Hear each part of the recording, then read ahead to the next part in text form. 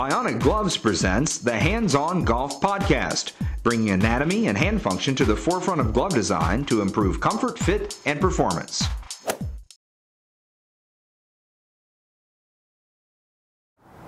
Welcome everyone to this edition of the Bionic Gloves Hands-On Golf Podcast. I am Chaz, I am your host, and yes, we're going to be speaking about this little white thing right here, which is the golf ball. I had an email come in from Tammy and she says, Chaz, I'm curious about the difference in golf balls and which ones are the best. And why are the dimples so important as well? Well, Tammy, that is a great question because golf balls are different. There are different types, expenses, for different needs, different people. So we are here at the Audubon Country Club in Louisville, Kentucky with Eric Gilliland, who is the PGA pro here, and he's going to speak with us about this thing that we just torment ourselves with, the golf ball. So remember, just for you submitting the story idea, we are going to send you a free Bionic glove. Not only is it good to improve your game, but it actually helps your hand so it doesn't get tired, as well as it looks just daggone cool. So we'll be sending you one of these out really soon. And if there's anyone out there who would like to participate in this podcast, remember, it's real easy. Send us an email, podcast@bionicgloves.com. If we use it, well, there you go. You're going to get a glove as well if we use it in this podcast. So everyone, let's go out on the course and speak with Eric Gilliland as we figure out what is up with this right here, the golf ball. Eric, I have a question about this right here, the golf ball. Tammy wants to know what is the difference in the golf balls and what's the best ones to buy, and what is the deal with the difference in the dimples? Well, the first thing to know, Tammy, is that price does not necessarily the best golf ball make. And by that I mean that there's a golf ball type that suits just about everybody.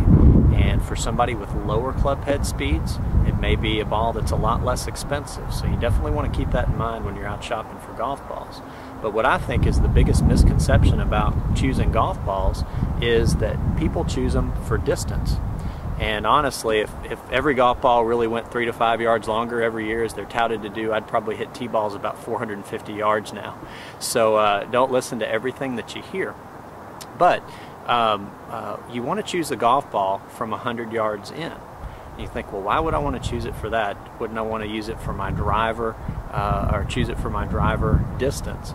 But in fact, most golfers, the average golfer, is going to hit the golf ball on a par 4 somewhere within 100 yards of the green. Maybe a different way every time, but somewhere within 100 yards. And so from that point on, you have to say, what golf ball will best give me the chance to score from there?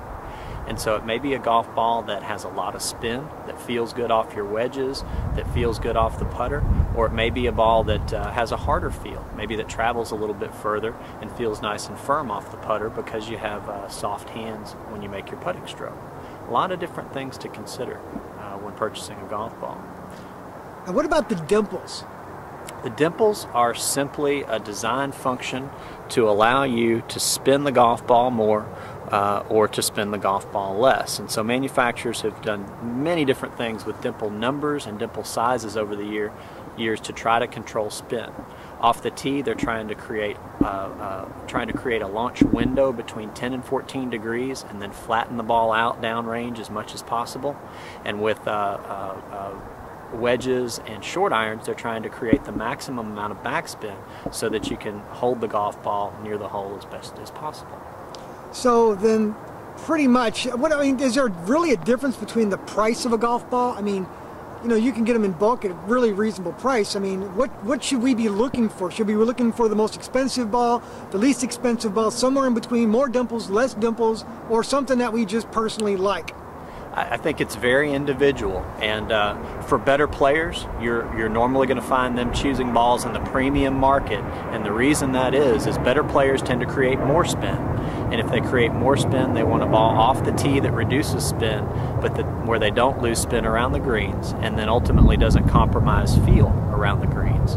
For the average golfer, they may want to find a ball in the medium price point, which now you're going to find somewhere between $20 and $30 a dozen, that gives you decent feel around the greens, that gives you optimum distance off the tee and feels pretty good off the putter.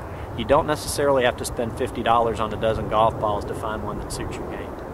Well, thank you very much, Eric, and that is a question that has been on my mind as well. So the infamous ball, there it is. Thank you for your time, Eric. Thank you, Chaz.